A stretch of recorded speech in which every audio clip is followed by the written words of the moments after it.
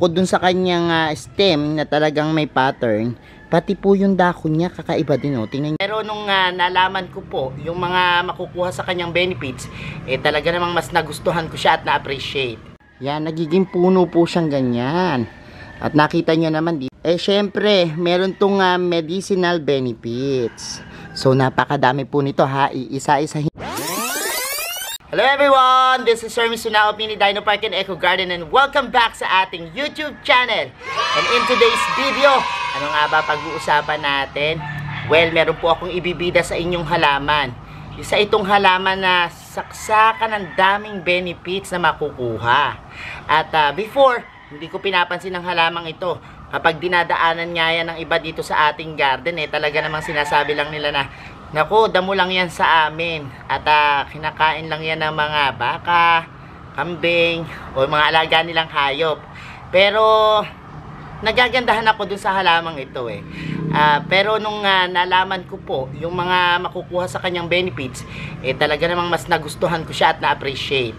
Ano nga ba tong halaman na to? Ito ay walang iba kundi yung tinatawag na elephant foot yam. Yan, o mas kilala ito sa punggapong na pangalan dito sa atin. Yan yung ating pag-uusapan ngayon. Kaya kung ready na kayo mga ka-MDP, tutok lang po.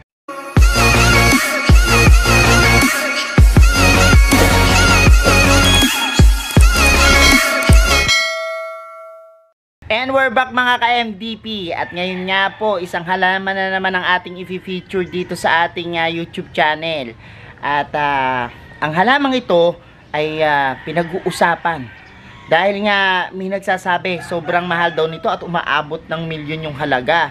Meron naman ibang nagsasabi na nakikita lang to sa tabi-tabi at talagang damo lang to.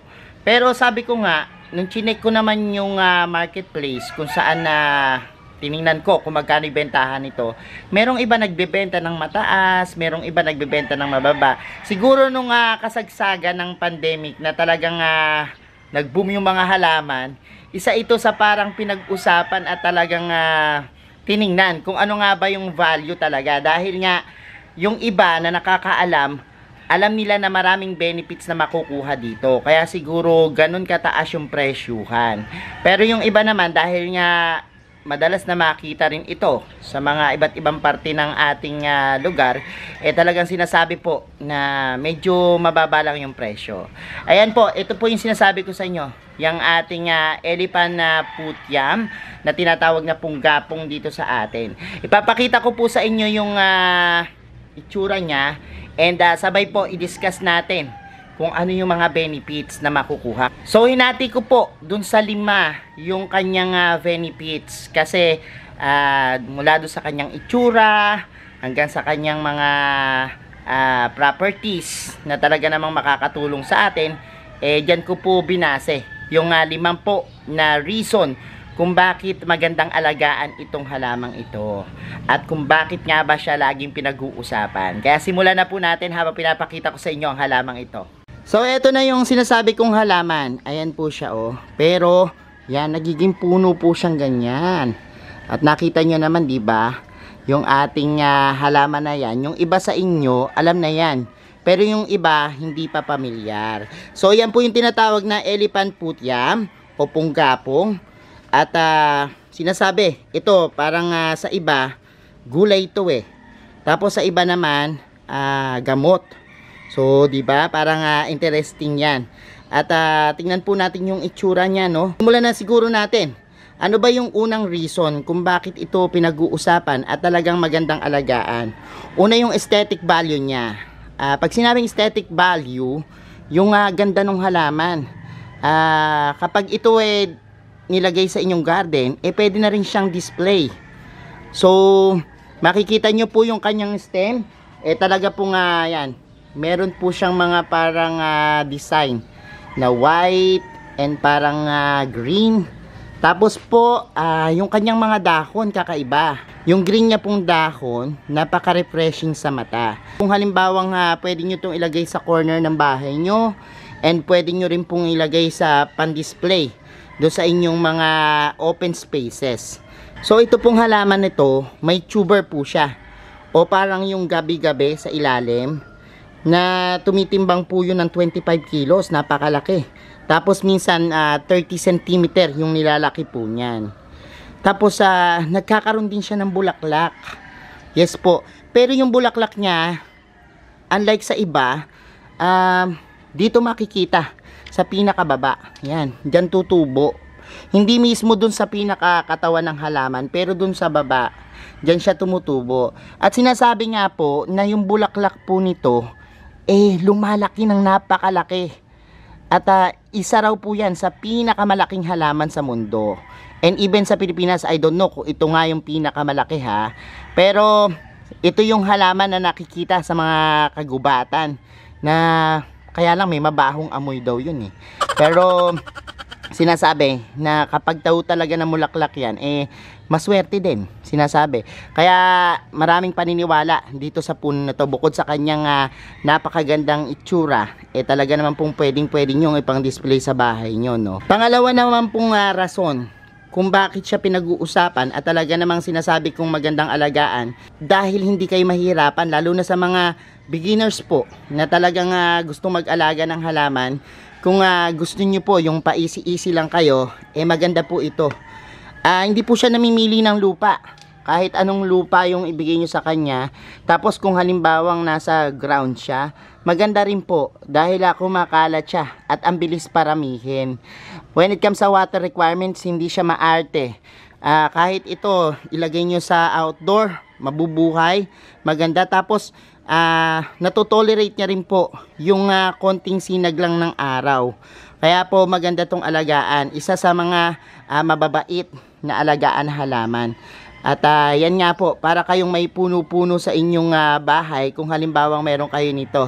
Kung gusto niyo naman po na medyo maliit lang siya, lagyan nyo lang siya sa isang paso na kayang kontrolin lang yung kanyang ugat. So ganyan lang po yung pag-aalaga sa kanya. Napaka-less po nung incidents na magkaroon siya ng peste at saka sakit. Pangatlo naman po, ito ay source of food.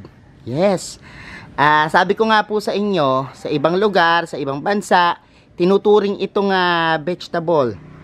Tinuturing din pong herbs. Yan, marami pong talagang kumakain ng halamang ito. At sinasabi po, yung kanyang bark, ayan po, ayan pong pinaka-bark niya, pwede nyo pong talupan yan. Yan, pwedeng talupan yan, tapos hugasan lang pong mabuti para matanggal yung kanyang dumi. At the same time kasi po, medyo makati daw po to. Alam niyo yung parang gabe na style na medyo makati. Kailangan po isoak nyo siya dun sa tubig at ibabad nyo. Kasi tulad nung gabe, nagkakaroon siya ng discolorations. Kapag halimbawa matagal siyang naka-preserve dyan o nakalagay, magkakaroon pa ng spot-spot na itim. So, kailangan ibabad nyo po sa tubig. So, ito binabalatan daw po ito, yung stem na yan. Tapos, pwedeng gawin niya chips, tapos curry. Tapos, even po yung kanyang nakukuhang bulb o yung pinaka-tuber po, dun sa ilalim, yun, kinakain din po. May mga iba po, pinipirito, yung iba nilalagyan ng gata, yung iba naman ginigisa lang. Malaking tuber po siya na hiniwa-hiwa, and para siyang gabi nga. At parang root crops na tinatawag. So, yun na yung pwedeng maging source of food. And sabi ko nga, ang mga halaman po, oras na talagang kagutuman, at talagang dumating kayo sa point na wala na kayong makain, isa po itong halaman na makapagbibigay sa inyo ng pagkain. So, sa pang-apat naman po, hindi lang basta-basta nakakain itong punggapong dahil napakarami niya daw pong health benefits. Meron daw po itong sufficient na amount ng mga calories, fat, yan, may carbohydrates din, protein, potassium, tapos marami din daw po itong fiber. Meron ding vitamin B6, B1, riboflavin, yan, may folic acid din, at vitamin A, tapos may beta-carotene pa. Diba sobrang nutritious nung halamang ito? Kaya naman hindi lang para makasurvive kayo sa pagkain, pero mabibigyan niya pa kayo ng enough na nutrients na magpapalusog sa inyo. So, napakaganda, diba? Panglima naman, syempre, meron tong medicinal benefits. So napakadami po nito ha, iisa-isahin po natin yan sa inyo. Dahil ito nga po yung talagang nagpawaw sa akin. Unang-una po, sinasabi nga maganda ito, weight loss. Yes po, sa mga talagang gusto pong pumayat, pwedeng-pwede daw po ito, no? Meron daw po kasi itong healthy bacteria na talaga pong kailangan daw po.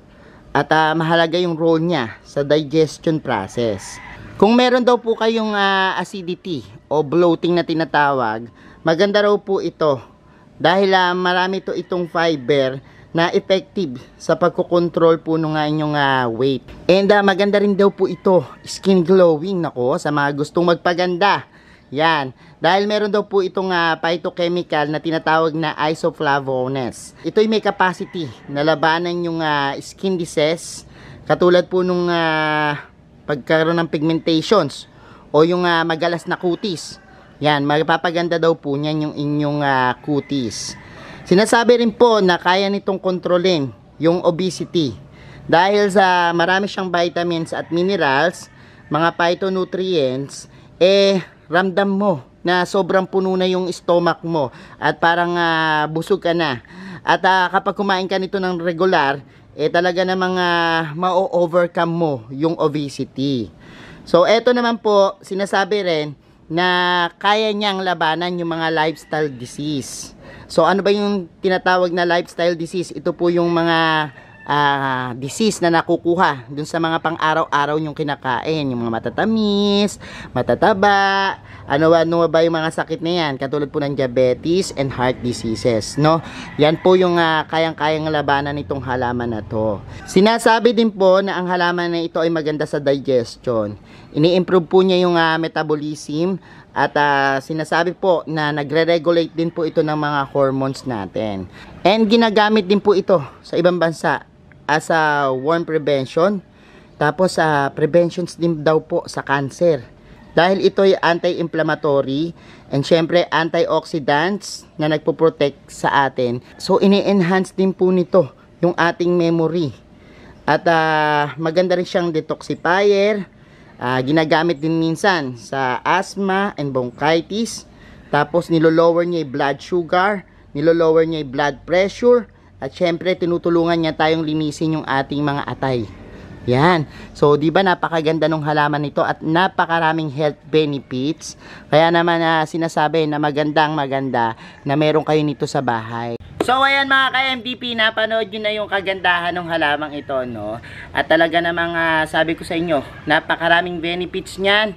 And ngayon talaga ma-appreciate mo yung mga halaman dahil hindi lang doon sa talagang mga ornamental values nila, hindi na magandang ipang display, pero yung may makukuha ka sa kanila na maganda, no?